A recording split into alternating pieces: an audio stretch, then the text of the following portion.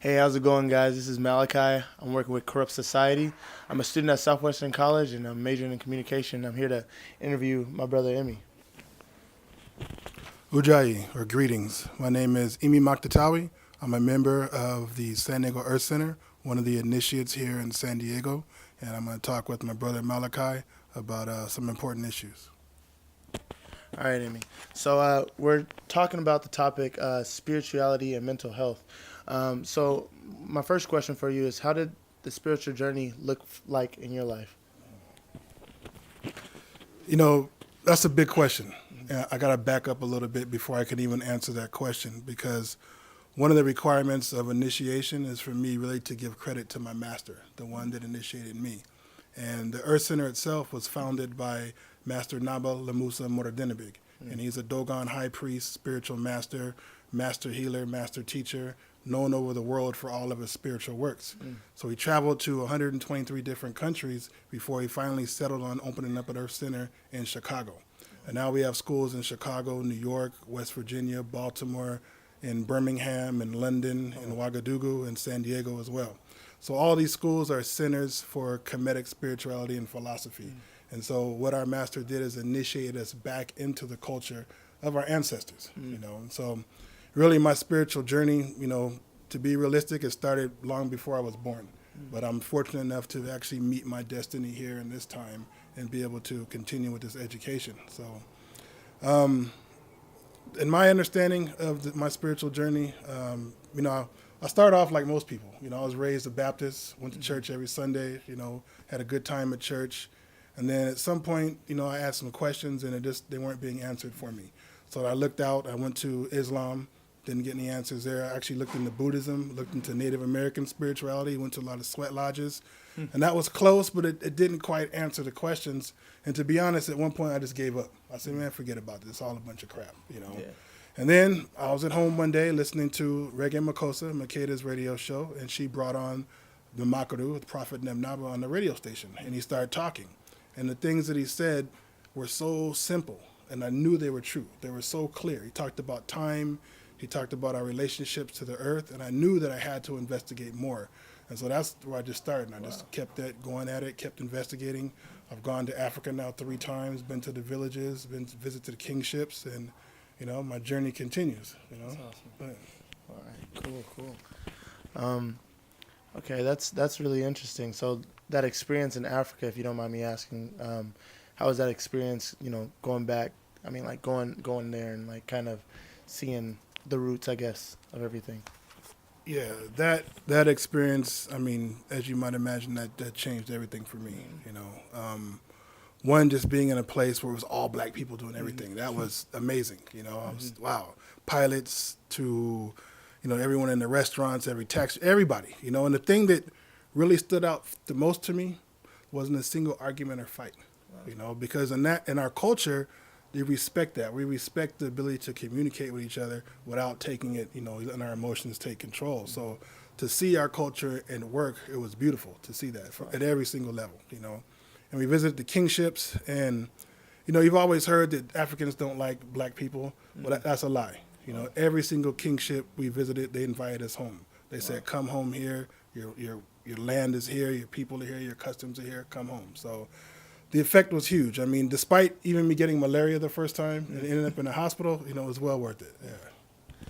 That's a blessing that you're here. So, how does health and spirituality relate to each other? I mean, that's a very, very big question, because, let's face it, we don't really know what spirituality is here. We think we do, but we don't, because growing up here, you grew up in a political system, and politics really came to replace spirituality. Politics took a lot of the power that spirituality gains from the divine world, and they tried to manipulate that, and that's why the system is the way it is. That's why we're in this constant state of decline. So when you speak about spirituality, really what you're talking about is all of existence, because spirituality contains all of existence. Within a spiritual system, you don't need doctors, you don't need scientists, because it's all spiritual, And the very basis of spirituality is the elements. The elements are in everything in existence. It's in you, It's in this carpet. It's in this camera. It's in everything.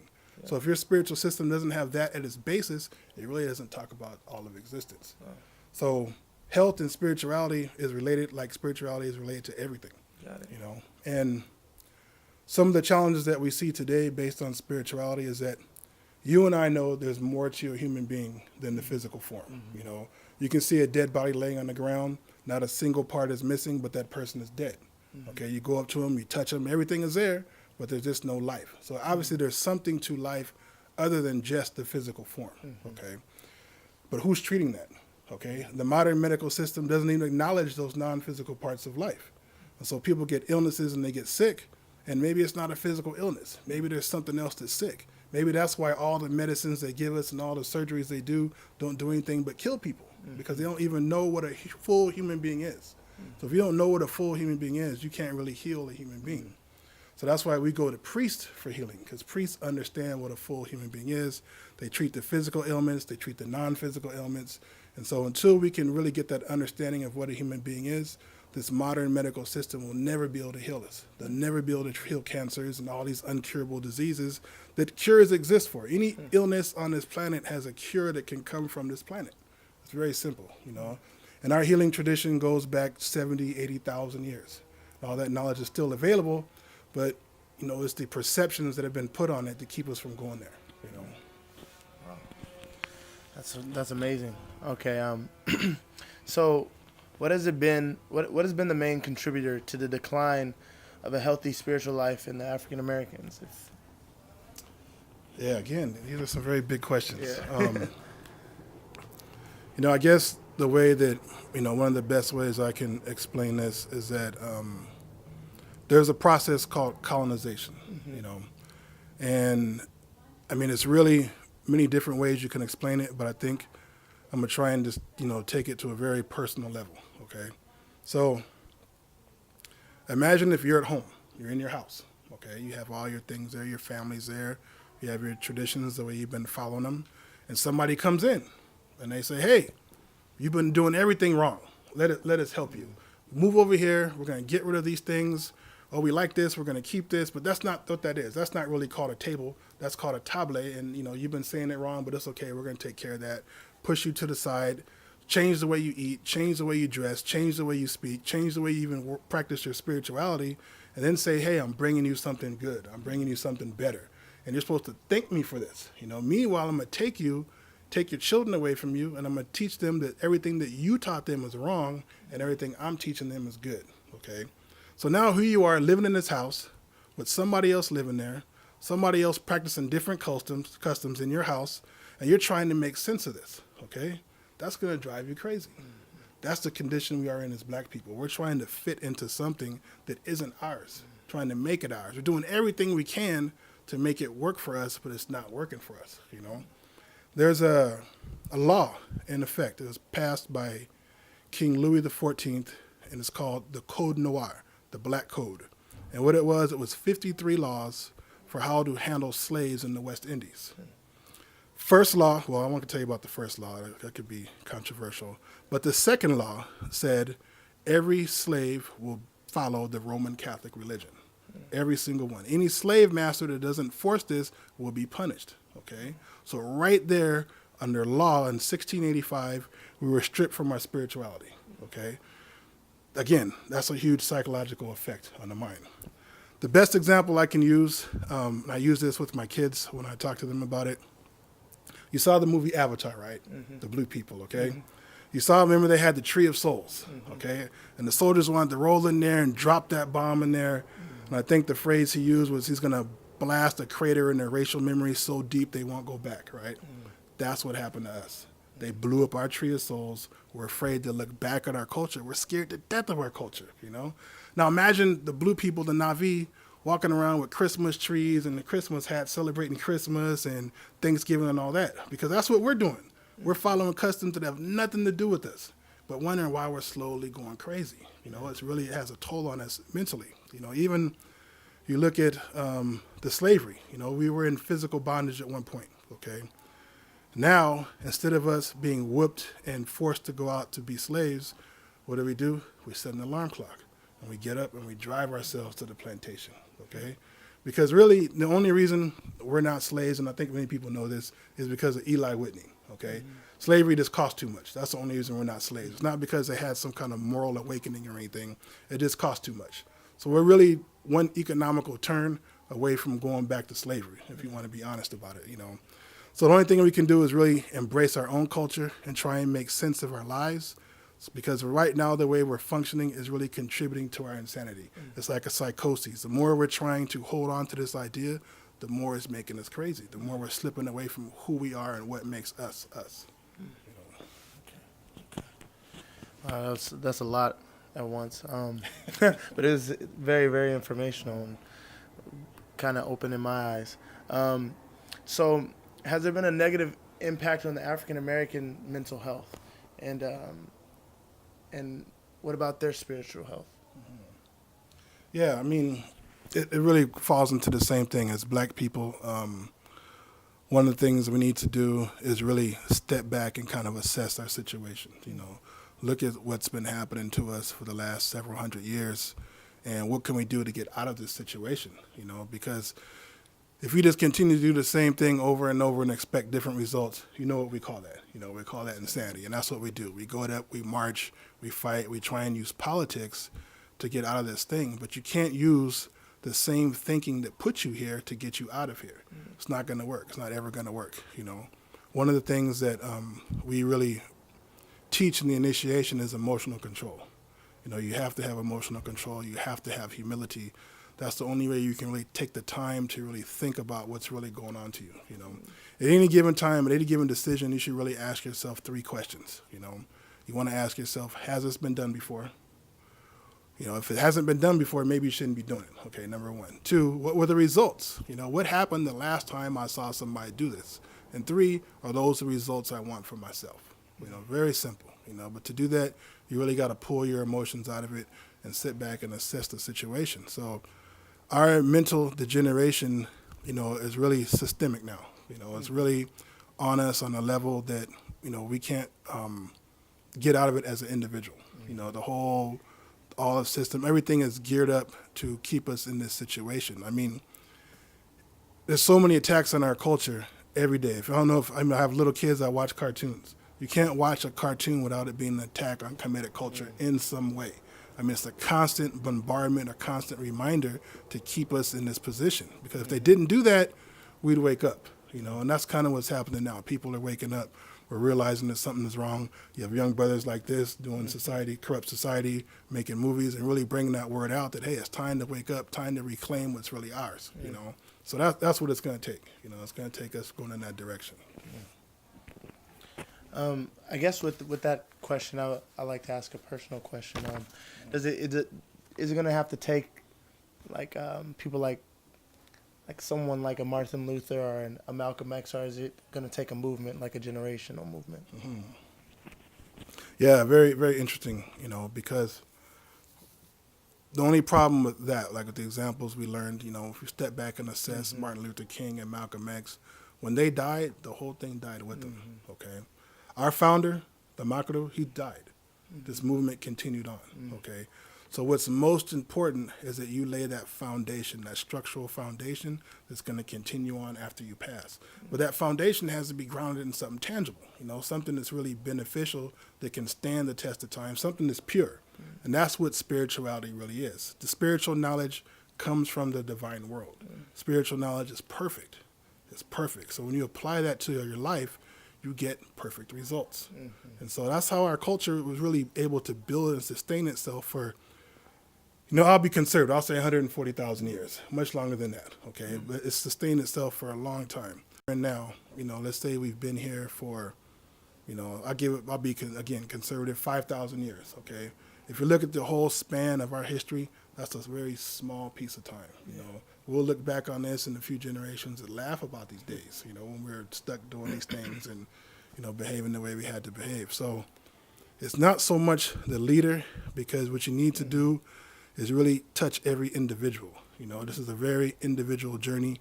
The process of us decolonizing ourselves, we call it an uphill journey, because even the process of evolution is one that comes with sweat and struggle and a lot of tears, a lot of crying. And it's not easy, so we'd be out of this situation. So it's something that every individual has to do, and they have to find within themselves to really push them. Now, there is a spiritual aspect to this, and I guess I can get in at the ancestral spirit. You have ancestors that went through this, that want this for you, that will help you and push you. But unless you learn the technical aspects to activate them in your life, then, all they can do is really shake you and try and push you in the right direction, But spirituality is it's not mystical, it's very technical, it's very practical, and it's all encompassing. So when an individual, I guess, decides to go on that journey, things line up for them to where they can make it happen, And again, that's not mystical. That's just, your ancestors pushing you in that direction. Okay. All right. Well, so what defines good spirituality? And what kind of spiritual exercises can you do to help with mental growth? Interesting thing about good and bad. We'll talk about good and bad versus good and evil. Good and bad is arbitrary. I mean, what I decide to be good is based on my values. Like I could be a good Viking. To be a good Viking, what am I doing? I'm killing, I'm raping, I'm pillaging, and I'm getting lots of land, okay? But if you want to follow a spiritual definition of good, then we have something over there. It's called the 77 Commandments, the Code of Human Behavior. And how that came to humanity was there is a very sacred day that we practice in traditions. It's called the 19th of Tahuti. Humanity was behaving in a manner that was beneath that of animals. This is before we had any guidance. And our father, Wasur, which is ancestral father, came and taught us some of the basics of how to clean ourselves and taught us agriculture and farming and, the sciences and things like that. At that point, we were following what he taught us, but we were doing it very robotic. Like we weren't thinking, okay? So the divine world came and spoke to us and said, hey, what do you want? What is your agenda, And us being humans, not knowing how to create, because God's create, we just imitate, we said we just want to be like you. And so they asked us, are you sure you want to be like us? We're corrupt, or you're corrupt, we're not corrupt. You die, we don't die. Are you sure you want to be like us? And we said, yes, we want to be like you. So to help us with that goal of being good and being like the divine, they gave us these commandments to follow. They're called the 77 Commandments, the Code of Human Behavior, or the Book of Divine Ordinances, okay? So even in the Bible, it says, people have to behave correctly. They don't tell you what that means. To behave correctly means to follow the 77 commandments. So good is what leads you to the 77 commandments. Bad is what takes you away from the 77 commandments. That's the black and white definition of good and bad. So you can't go out and you can't be the good guy killing the bad guys in the movie. That doesn't work, because thou shalt not kill. You don't kill, period, okay? And if you want to ask, how did we get enslaved as people? Well, that was part of it. We decided not to kill. We knew that this time would pass, so we maintained our values. So yeah, good spirituality is divine in nature. That makes a lot of sense. Okay, so the 77 commandments would be something that you can exercise on a daily basis. Is it something that comes natural? I'm guessing like some acts, some commandments come natural, some are a little bit more strenuous. Yeah, what I can say is they're all weighed equally. It's not like one is more stronger than the other. And, more than just studying and memorizing the 77 commandments, it's really about you putting them into practice in your life, And, just to go over a few of them, that are really common. Thou shalt not be dishonest. Don't be dishonest. Thou shalt not be the cause of hot tempers. Don't go around making people mad, So even thou shalt not misjudge or judge hastily, And that's the one thing we do all the time here. We judge everything. We judge our leaders. We judge our parents. We even judge our gods, So it's a commandment that tells you not to do that, not to violate those rules. So as an individual, if you did nothing else but follow the 77 commandments, you at least start putting yourself on a path that's going to help you to reach the divine, because really as a human being, we're trying to perfect ourselves. We're trying to really clean ourselves up and live a very quality life. because the one things that our ancestors were afraid of the most, and that was really being corrupt, you know. And so the 77 commandments is really a protection for a human being. You know, some people call it restrictive. In fact, when the Greeks encountered it, that's where we got the idea of the Kemetic people, or the ancient Egyptians, as they called them, being obsessed with death. Because we knew that if we violate these commandments, it was going to be bad for us when we died. And so we weren't going to engage in your orgies. We weren't going to drink till drunkenness. We weren't going to engage in these things. And so they said, oh, we feel so sorry for you guys. You guys aren't enjoying life. And we just looked at them like, you guys just don't get it, you know?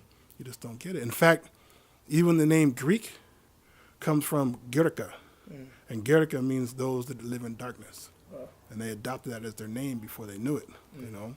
And then when they figured it out, they changed their names to the Romans, which means those that have Ra inside, and they came back as invaders, you know? Because one thing history will never tell you is, when did the Greeks become the Romans? They kind of like just fudge that whole information, because it happened when they realized that, hey, we're going down the wrong path. So they end up, we want to be the rulers of the world. We're going to take this and make it our own. But you can't take the throne. You can't insert yourself into the pharaohship, because no false pharaoh will ever stay on that throne for more than 6 months, and none ever has, you know. And here's an interesting thing, too. One more bit of history since I'm on it. No pharaoh in history ever has been conquered when he's been sitting in the throne, ever. Because I guarantee you, if there was one, you'd hear about that nonstop. That's the only word that ever be coming out of everyone's any mouth at any time with the name of that pharaoh and how they broke Kemetic culture. The only time they were successfully invaded our land is when the pharaoh dies. There's a 4-year period before the next pharaoh sits on the throne. During that time, that's when they would invade. Because once the pharaoh's on the throne, never been a successful invasion. Okay. Wow. Yeah. That's crazy. All right.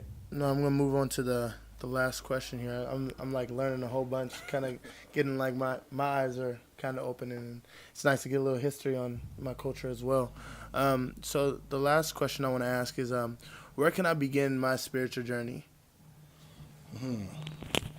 So the centers that are set up, the Earth Center, we open our doors up to initiation once or twice a year, okay? And when you open them up, you start, whatever group that you start with becomes your generation, the people that you go through it with. My generation was the Maktitawe generation, okay? We were the first ones in San Diego. We were the 7th international overall. I think now I think we just initiated our 43rd generation now. Yeah. So the school is growing. So it begins, you just, you know, find out when the initiation starts. I think the next one we're doing in San Diego will probably be sometime around June. We'll open it up, and classes will start here. We teach the Medu, which is what you know as the hieroglyphics. We teach you how to read and write the hieroglyphics. Along with that, we teach you the philosophy of your ancestors, you know, really how to think like your ancestors, because that's really the most important thing for us to begin to think in a way that makes sense. Then we also teach the Ka'ibi, and the Ka'ibi is the meditation, like we'll call it meditation aspect, but really what it is the technical spiritual practices that allow you to activate your ancestors.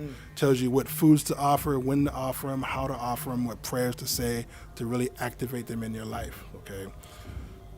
That scares a lot of people, okay? But I'm just telling you that's what we do, you know? And then there's the Sunt, which is the traditional healing. We teach you how to diagnose illnesses and treat illnesses without having to open up the body. You know, like a real healer can diagnose you walking across the room. They'll tell you exactly what's going on with you, how much water you eat.